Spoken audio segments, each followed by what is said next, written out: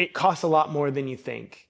I don't want to ever discourage anybody from trying this, but I've gotten messages in the past a lot that are like, can I start this business with $10,000? And the reality is like, you can start anything with any amount of money, but it's sort of like, I'm going to climb Mount Everest and I only got one tank of oxygen. It's like, you can try to do that, but you're not going to make it because it requires more fuel than what you have to get you there.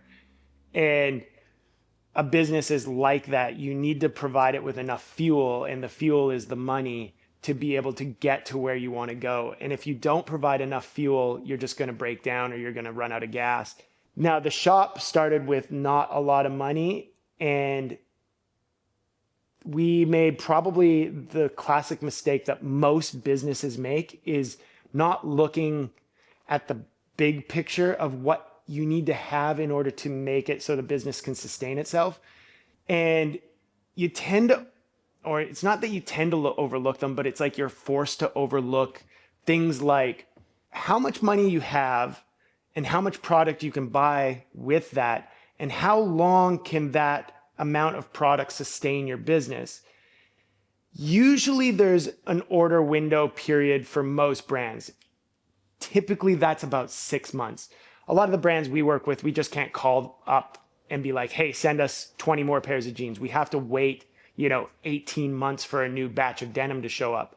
But order windows typically happen about every 6 months, your spring and your fall seasons. So you need to have enough product, or you need to spend enough money to buy enough product to be able to supply your store the money that it needs to survive for that period. Let's say, I'm just doing quick math in my head. Let's say your rent is $2,000 a month. Your window is 6 months. That's $12,000. You need to sell approximately $24,000 worth of product in that just to pay your rent. And if you only have $10,000 worth of product, if you sell everything, you have a $4,000 shortfall just on rent. And on top of that, there's insurance and security and bags and shipping and hangers and just cleaning supplies and internet. And there's all these other expenses that you don't really think of. There's taxes, there's your tax man, there's all these other expenses that you never really think about. I've said this before, that I think a lot of people go into starting a store thinking that they know a lot more than they do. They assume the risks are a lot lower than they actually are. The probability of success is a lot greater than it is.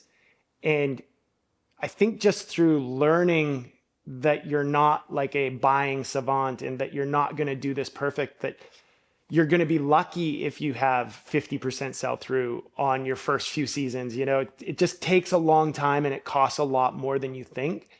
I was in a really lucky position that when we started the shop, I did have a pretty good job before it, and I was able to save up quite a bit of money. And the money that I put into the shop was just sort of extra money I had sitting around. So I was able to sustain myself for a pretty long period of time before it became a necessity that the shop needed to pay me. So everything that the shop made went directly back into the shop, which allowed us to slowly grow.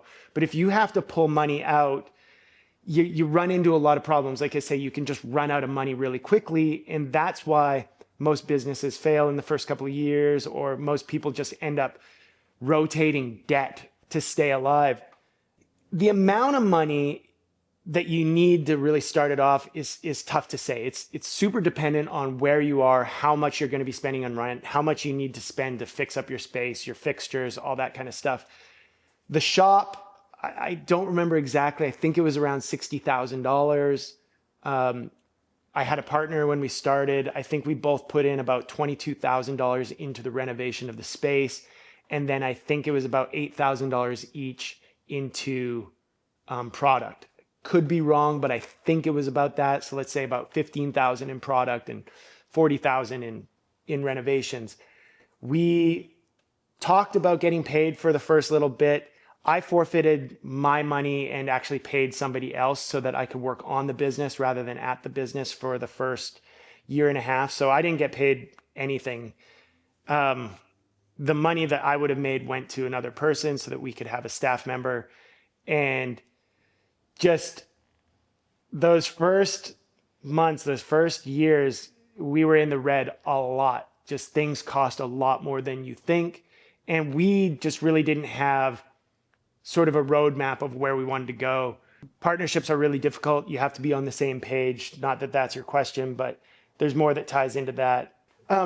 So I'm trying to think of what I've said in the past, but in my opinion, I think that what people should do if they want to start a business like this is really look at, one, how much money you need to sustain yourself for probably at least a year, and then how much money you absolutely need to make in order to just keep your business alive.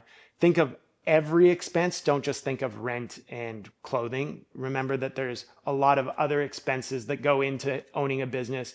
But I would think that probably somewhere, if you determine that you need $100,000, make it 150. Make sure you have 150 available to you to be able to do it.